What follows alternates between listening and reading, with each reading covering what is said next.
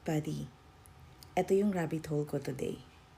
Rabbit hole ko lang So, bakit ba kasi hindi tayo makabalik sa nakaraan? Bakit hindi natin mabalikan yung kahapon? Bakit hindi tayo makabalik sa 10 a.m. kung nasa 1 p.m. na tayo?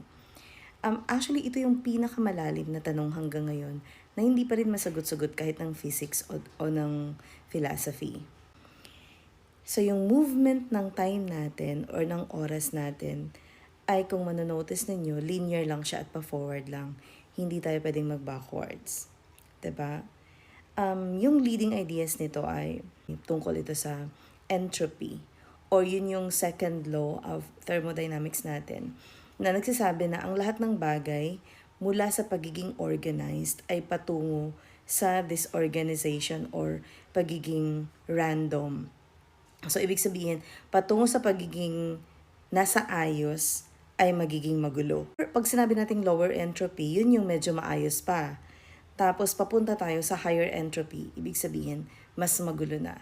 So, yung lower entropy ng memory natin, ng brain natin, ay nasa past. Tapos, papunta tayo sa magulo, which is the future. Kaya raw ganun yung movement ng ating panahon, ng ating oras. Halimbawa, sa room natin, nung umaga, nag-start yung room natin na malinis. Naglinis ka. Pero hanggang mamayang hapon, kapag ginamit mo siya, magiging magulo siya.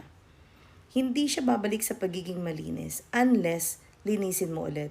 So yun ba yung sinasabi natin na kaya yung mundo natin pala ay paggulo ng paggulo? At yung pagbalik natin sa hindi magulo ay yung tinatawag nilang reset? Oh no.